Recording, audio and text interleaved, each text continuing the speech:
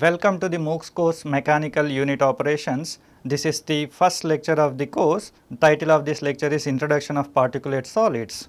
So, Mechanical Unit Operations is a kind of a very important core course for undergraduate chemical engineering students, right. So, we need to understand before going into the course how much it is relevant to the chemical engineering students, right. So, in order to get into those things, first we see what is in general about chemical engineering, and then what chemical engineer would do, and then what consists of these chemical plants, etc. Those basics we see, and then we get into the introduction of particulate solids.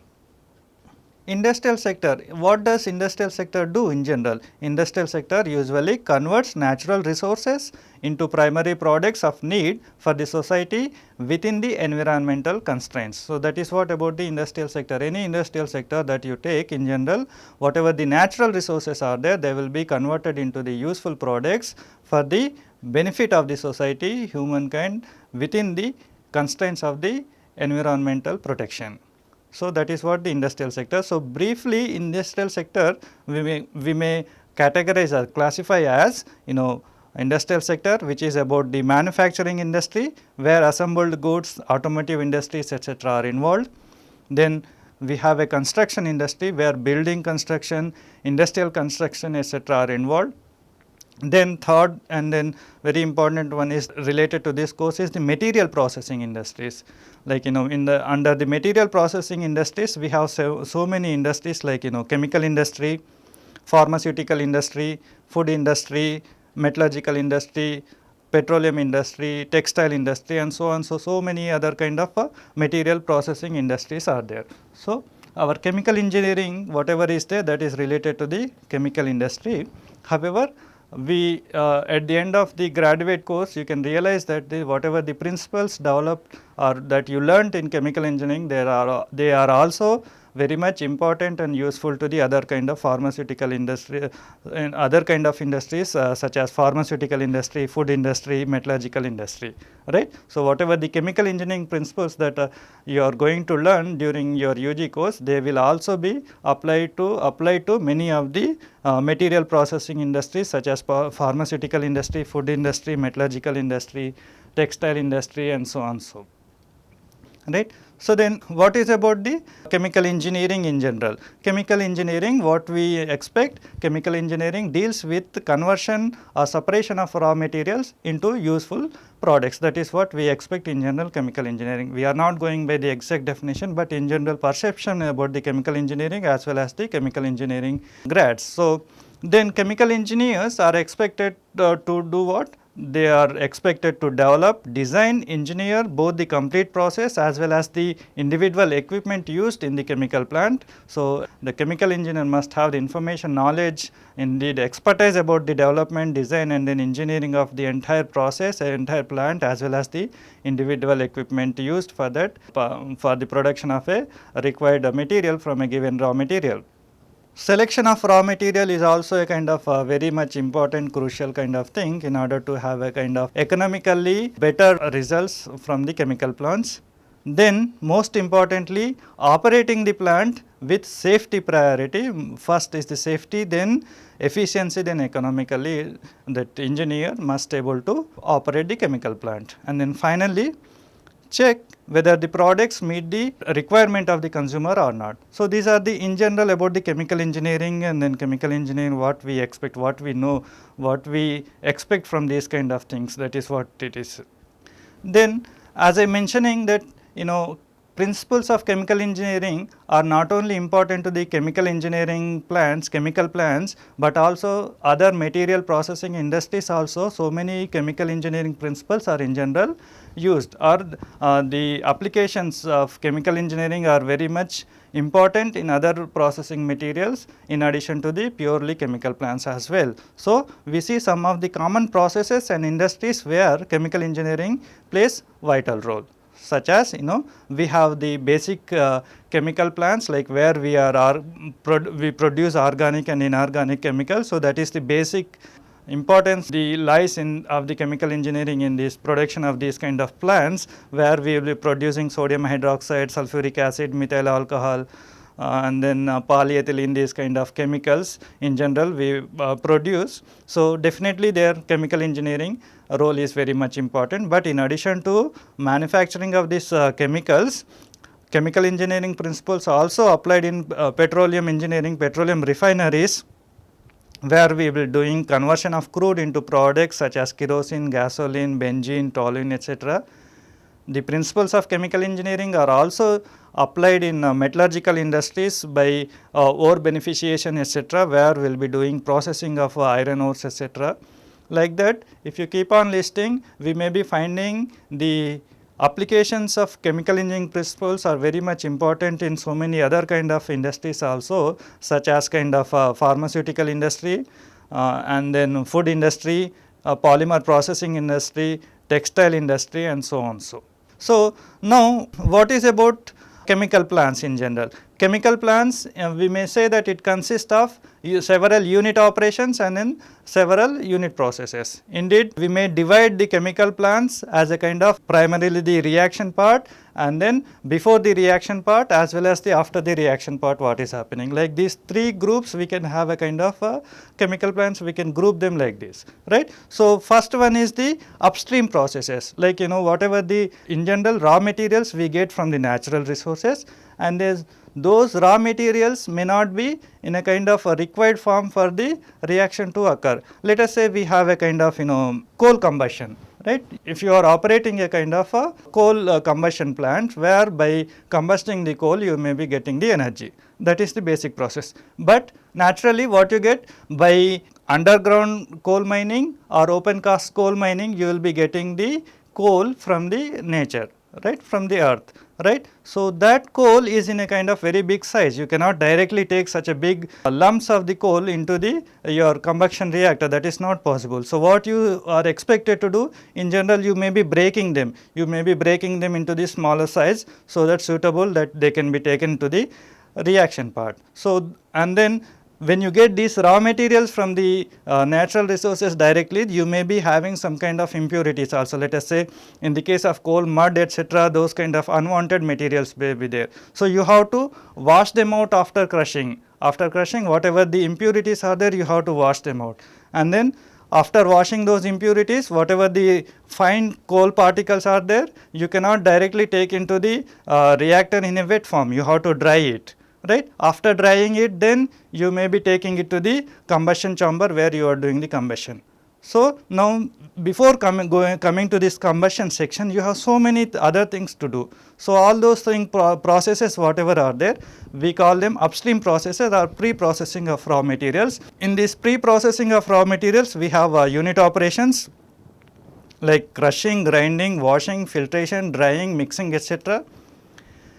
Then once you have this pre-processed raw material is ready for the reaction, what you can do, you can take this raw material to the reaction section where the in the reactor the reaction is taking place. So, where the conversion of these processed raw materials to products will take place, right. So, here this reaction whatever is occurring, those in general described by word unit processes. In the unit processes we have the reactions as oxygenation, hydrogenation, polymerization, etc., right. And then after the reaction, as we know that 100% conversion is not possible always. So, there may be some unreacted reactants along with the products and byproducts. So, those unreacted reactants should be taken back to the reactor by recycling, and then from the products one has to do the purification of the product, so that those purified product, important product can be supplied to the consumer, whereas the byproducts if at all there, so they can be handled according to as per the nature of those byproducts. So, that is the post processing of the products, or we call them as a downstream processes, where again we have so many unit operations such as distillation, evaporation, extraction, settling, granulation, centrifugation, etc. So, now taking these chemical plants, what we have here, we can have chemical reaction and then separation and then purification, these kind of operations are taking place. So, basically that is unit processes and unit operations are there. But if you see in a given chemical plant, you may be having a few chemical processes only, or you may be having only a few unit processes where a few reactions are taking place. But before that reactions occurring, or before the unit processes, you have to do so many unit operations. After the reaction also you have to do so many unit operations, right. So that means you may be having couple of unit processes in general in a small scale plant. If it is a big scale plant, there may be 5-6 number of unit processes, but relatively the number of unit operations that are existing in a chemical plant, they are huge number. They may be in dozens, right. So that is the reason this unit operations is also a kind of a important course along with the chemical reaction engineering for chemical engineering graduates, right. And these unit operations are usually based on the different types of mechanism. Like some of them are purely based on the mechanical forces, some of them are based on the kind of molecular transport mechanism, some of them are based on both kind of things are there, right. So those unit operations also we can separate them kind of different ways. So but however, first we see definition, what is unit operation kind of thing. Unit operations are in general used to describe a physical or mechanical procedure occurring individually or parallel to chemical reactions, right. That is what we understand. That is in the chemical plant, other than whatever the reaction part is there, rest everything we may say almost all a kind of one or other kind of unit operation is involved. That is what basically we can say. So that means these unit operations are in general used to conduct physical steps of preparing the reactants, making them suitable for the reaction, whatever the raw materials are there, making them suitable for the reaction. Then after the reaction, separating and purifying the products.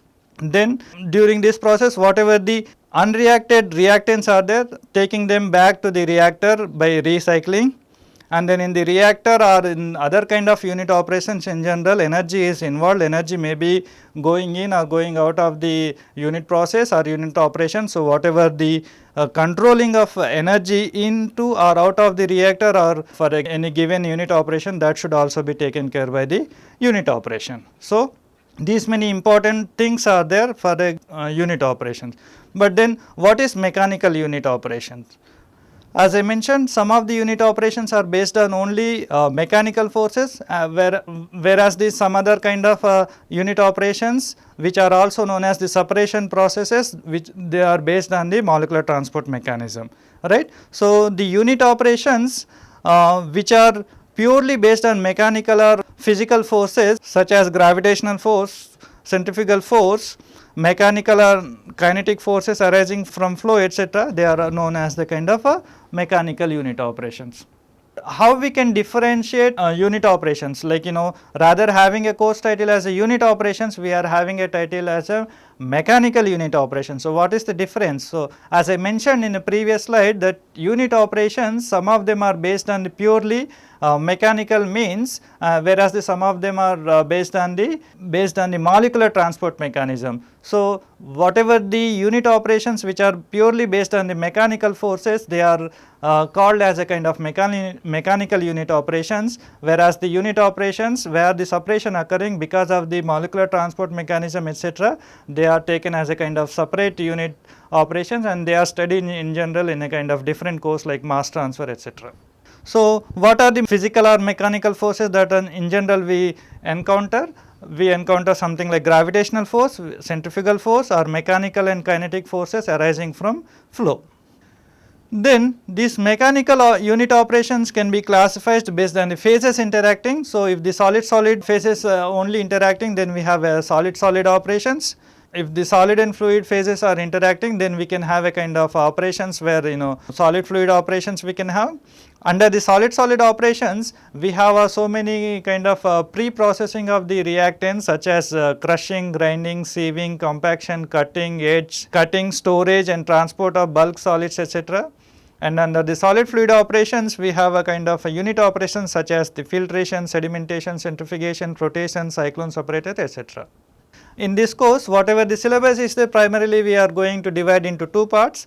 first 5 modules purely based on the operations where the solid phases are interacting. 6th and 7th module are about the some basic principles about the fluid particle system, and then 7th module onwards, the 7th to 12th modules will be discussing about the unit operations, principles of unit operations where the solid fluid phases are interacting, such as filtration, sedimentation, centrifugation, flotation, cyclone separators, etc. Those things will be discussed in the last 5 modules. Now, since this particular lecture is about the particulate solids, so we need to have a kind of unit operations where involving particulate solids is there, right. That is very much essential so that we can get into the course. So, usually these unit operations where particulate solids are involved, many of them are in general aimed at achieving a kind of separation of a component from a mixture kind of thing, right. For example, what you have after the reaction, let us say if you have a kind of solid fluid reaction, heterogeneous reaction is there, and then whatever the product that you are getting, that's, let us assume, a kind of slurry that you are getting. So, from that slurry only solid is your product, let us assume, or if only liquid is the kind of your product. So, then what you have to do, you have to separate them. You have to separate them as individual phase. So, then for that we may use a kind of a filtration process. Okay. So that if it is solid is a product, then you can collect a solid. If it is liquid is the product, then you can collect the permeate as a kind of product, and then the remaining one you can use as the requirement of the process. Similarly, fractionation of solids of wide size distribution based on the size by gravity settling or differential settling methods, etc. As I mentioned, let us say in a coal combustion kind of thing, you cannot have a kind of a bigger size particles like bulk solids, coal particles as a kind of feed to the reactor. You have to break them and then you have to make into the smaller size particle size based on the design calculations of the reactions whatever is going to occur based on whatever the number you have achieved. So, you have to crush them to appropriate size of that particles.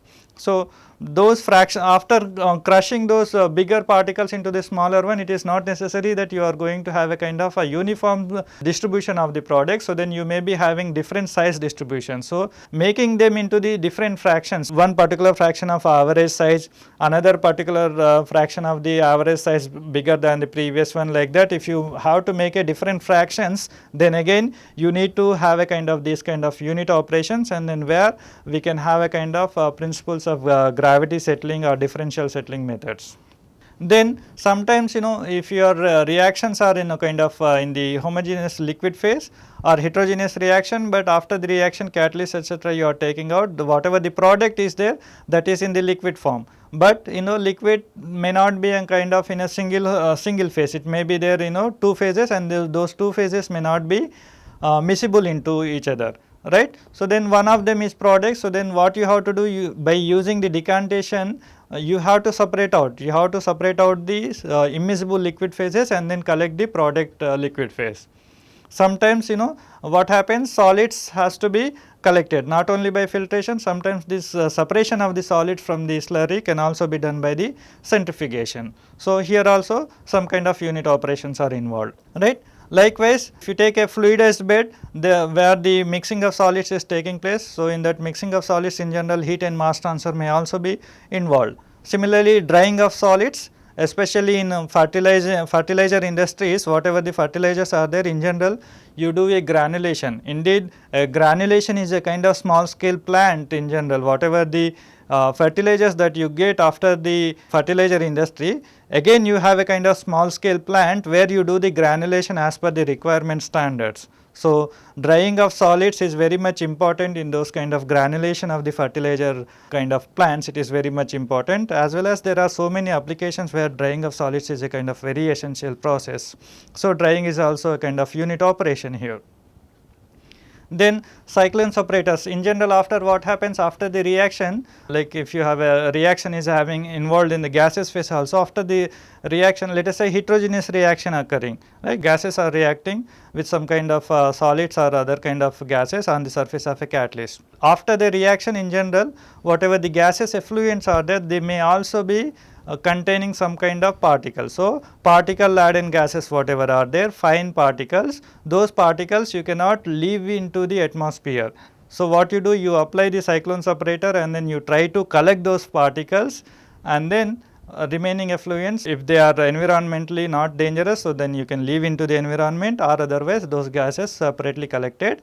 After separating this particle, those gases should be collected into the bag houses, etc., and then proper disposal has to be done. Likewise, if you keep on listing these unit operations where particulate solids are involved, so many n number of applications we can have, right. So, that is the reason the unit operations of particulate solids is a kind of very much essential here as well. Then unit operations can also be categorized based on the mechanism of transfer operation that is occurring.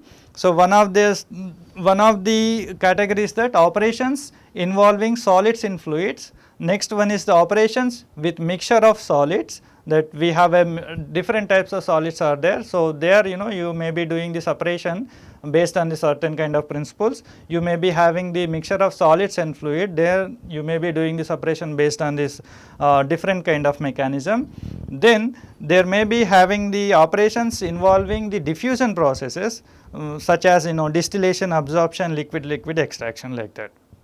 So, we are not taking this distillation, absorption, liquid extraction, etc., because they are taken in general in a kind of mass transfer course. So, here in this course we are having these kind of operations where the involvement of solids and fluids are there, or the solid involvement is there, those kind of things we are going to take. So, this is one another way of the categorizing the unit operations. So, these categorization classifications are not a kind of universal, depending on the application, depending on the point of view requirement, they can be classified. So, having seen the importance of the unit operations of particulate solids, because we have seen several cases where the particulate matter is involved, then it is required to do a kind of separation. So, how these particles in solid system can be separated, that is the very much important. On what basis we can separate these particles in general. So, in general these particles in solid system can be separated according to size. The simplest and the easiest one is based on the size, that is by sieving relatively coarser particle and then settling the settling process for the fine particles, etc., those can be done based on the size. Sieving action one can do the settling operation based on the size, and then do the separation of these particles, right. Then material type, because density variations or surface properties or differences in solubility of different particles in a solvent, etc., are going to have a kind of very much important major relevance to the separation process. So, the material type whatever is there, that is again a kind of important way of separating these particles. Whatever the solid systems are there, you can make a kind of separation. Some examples, like depending on the material type, or we have a kind of froth flotation, we have a kind of magnetic separation, we have a kind of leaching, etc. These kind of things are based on the material type that we are using for a kind of a separation of these solid systems. However, having seen these many applications, having particulate matter involved in this kind of unit operations, despite of this their importance, their relevance to the chemical industries, especially chemical or material processing industries, if not alone chemical industry, but also including other material processing industries, the unit operations which are involving purely granular solids are neglected till mid of the 20th century. Right. So, whereas the unit operations involving fluids, lot more information is there, and then they have been taken properly care, because the handling fluids is a kind of easy compared to the handling solids. Handling solids or transporting solids in a plant is a very much difficult compared to the handling of the fluids in a given plant. That is the reason why they have not been given kind of important priority, because of lack of information on the response to heat or phase change. Let us say if fluid is there, when you apply energy to it, how it is going to respond. Those kind of responses of a material are available for different type of fluids. Indeed, almost all kind of fluids they are available. That is the reason fluids are properly handled, but when we applied certain kind of heat to the solids, or when we try to make a kind of phase change of the solids, what happens, the response information is not available. The response information is not available for the case of granular solids. That is the reason many operations, many unit operations where granular solids are there, have been neglected to the larger extent till mid of the 20th century. However, nowadays lot of research is going on onto this granular solids case, and then so many kind of methods are coming up in order to handle these granular solids. But we will be discussing whatever the existing knowledge about these granular solids anyway. So, sufficient information on responses in fluids in traditional operations like evaporation, condensation, drying etc. are available, but in the case of the solids, their response to heat or phase change are not available. That is the reason the unit operations involving granular solids have been neglected until recent past. Further, many granular solids and particular materials can be found in variety of unit operations of industrial processes, material processing industries. They may be appearing as a kind of raw materials, they may be appearing as a kind of finished products as fertilizers, cement, cosmetic powders etc. So, because of this reason also we need to study the details of this transport of these granular solids. Not only transport, their processing also we need to see, because they may be occurring in many material processing industries either as a kind of raw materials or as a kind of finished product. Both way they are involved. So, that is the reason we need to have a kind of basics about this all these kind of processes in general. Since they are appearing both as a raw materials as a finished product, it is very much essential to develop kind of information, their behavior, particulate material behavior, and then industrial powder is very much essential, especially from chemical engineering point of view, because solids are difficult to handle than liquids and gases in general. So, that is the reason we need to have a kind of special attention is required for a kind of unit operations involving these kind of granular materials. Then how to define a powder in general, that is important, or what is the basis for powder and particle technology. Right, as I mentioned already, the research on bulk and solid state matter was neglected until recent past, especially from chemical engineering perspective, especially from unit operations perspective, right. But DuPont company, what they emphasize, they have a more than 3000 products, and out of those more than 3000 products, more than 60%, not less, I mean like more than 60% of their products are handled in the form of particles, right, not 1 or 2%, 10%. It is, now you can realize the importance of these particles. DuPont emphasized that 60% of 3000 products that their industries handled in the form of particles, not only kind of products either as a kind of raw materials or any other as a kind of products, whatever the form they are, but 60% of them are handled as a kind of particles. Thus, powder technology has come out as a kind of engineering discipline in Germany during 1960s, and then after that other countries like European countries, USA, Japan, Australia have also started similar kind of academic disciplines. Powder or particle technology is a branch of engineering dealing with the systematic study of particulate materials both in dry or suspended form. This is how you can define what is powder or particle technology. You can define it as the powder or particle technology as a kind of branch of engineering dealing with the systematic study of particulate materials both in dry or suspended form. So, particle and powder technology in general comprise operations of some kind of operations like characterization, storage, conveying, mixing, fluidization, agglomeration and so on. They also have a kind of operations like filtration, centrifugation, thickening, decantation, sedimentation. Indeed, we are going to study all of these kind of operations, working principles, and then related equipment, their operating methodology etc., all those kind of things we are going to study in this course. And then further, finely divided and pulverized solids possess certain characteristics that make different from chunky solids. So, because of these whatever the finely divided solids are there, they behave very much different from the chunky solids. So, then we cannot club them together and then cannot be studied under the material science category.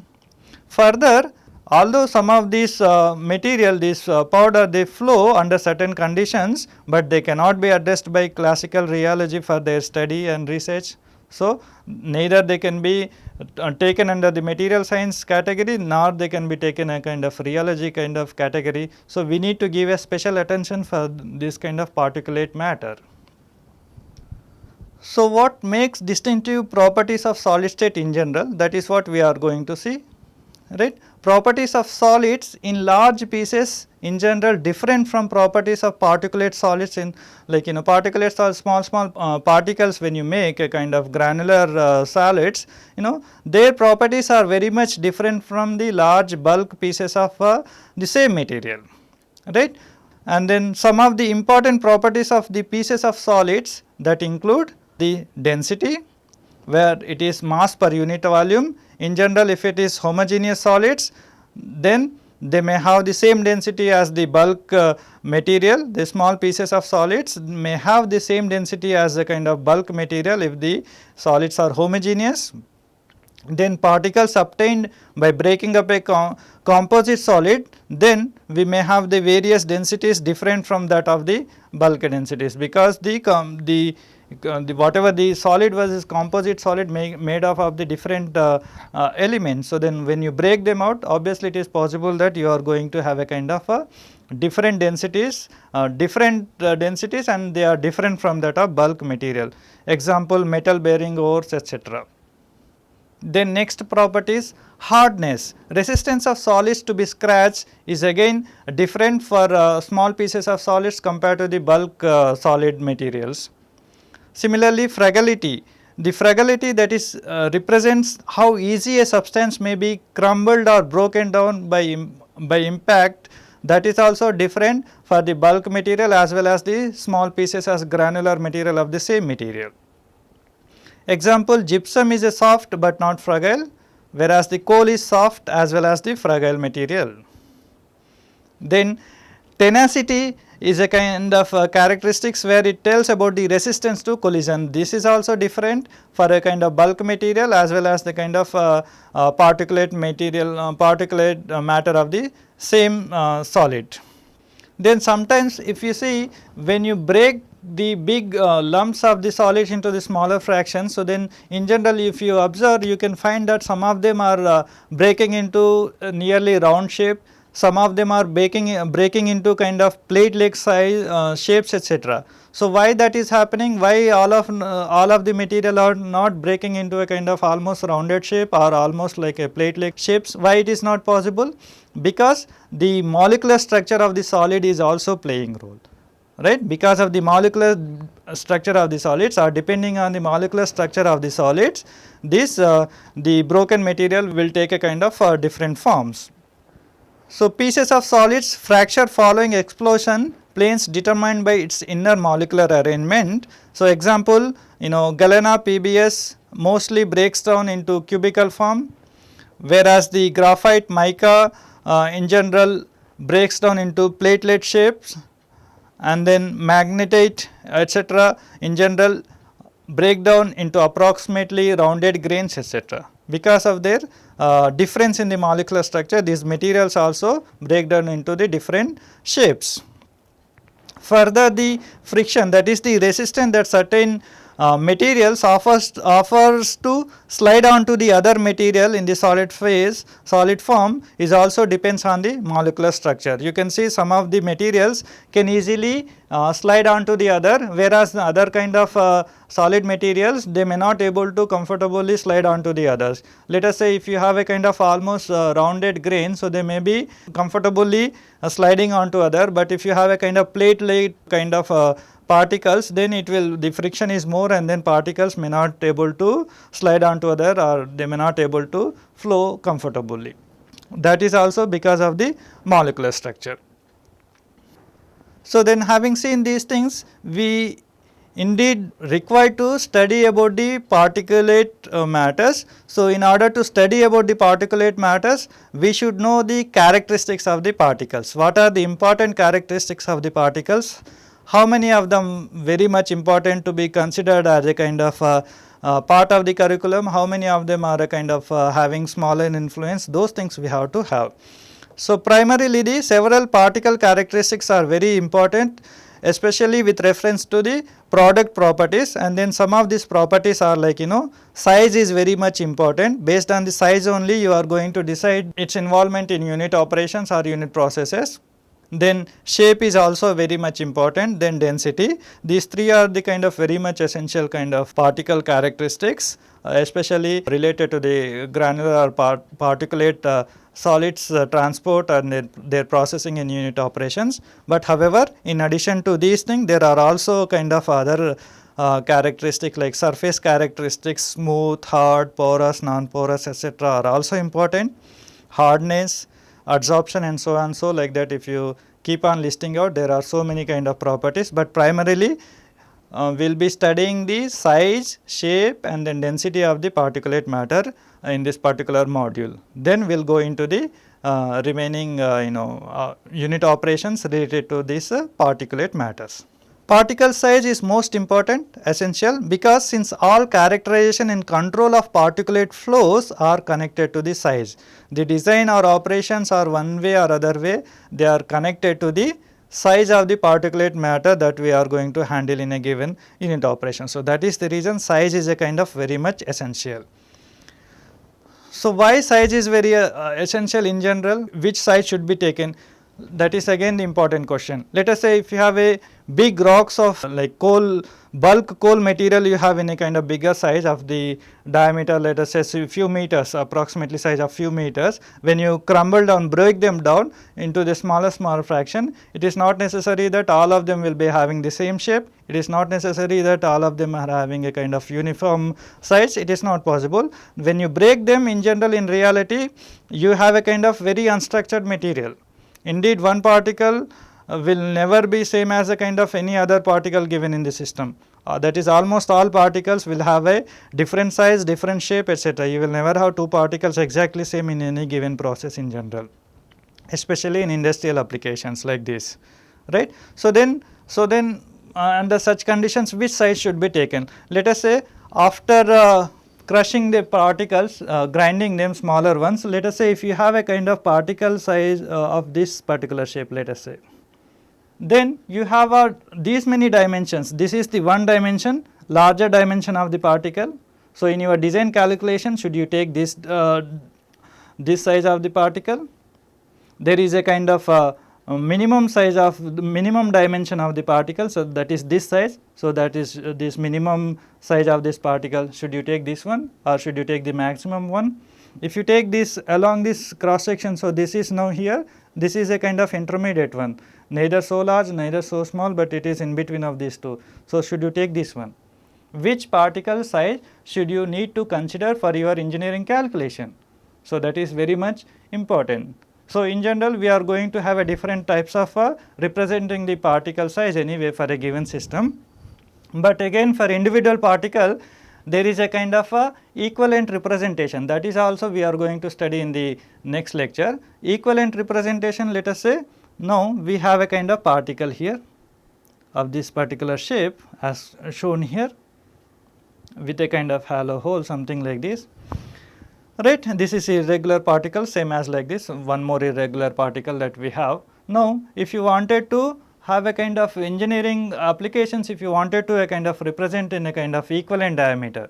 So, different types of equivalent diameters are there. It is not possible to have say that this particular equivalent diameter is going to be more reliable and the other one is a kind of less reliable. It is very difficult. Why? Because let us say if you wanted to define a size for this particle based on the volume equivalent sphere diameter. That means, whatever the volume of this particle is there, that you equate to the volume of the spherical particle pi d cube by 6, and then that d equivalent that you take. So, that is pi d cube by 6, d equivalent we say, right. This is the equivalent volume of the sphere, and then this equal to volume of particle.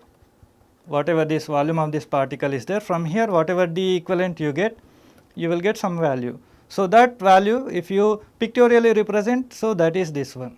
Let us say if you take surface equivalent sphere diameter, that means whatever the surface of this particle is there, that you measure, and then that value you equate to the surface of a sphere, and then from there you get the equivalent diameter. So, that surface equivalent sphere diameter, if you take, that is having a bigger size like this compared to the previous case volume equivalent sphere diameter.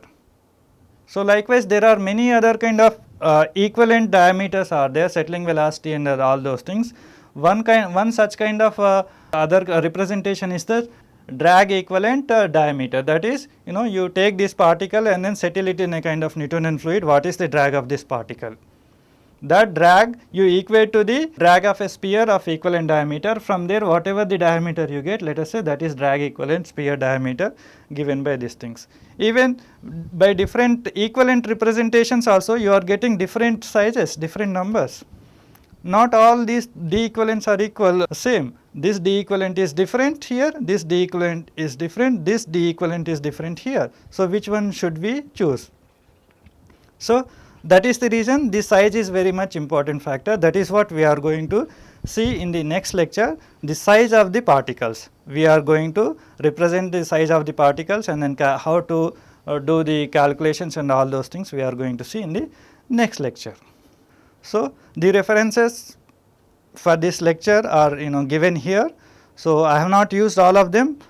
Primarily the source for this lecture is taken from the second reference, Unit Operations of Particulate Solids, Theory and Practice by Ortega Rivas. Thank you.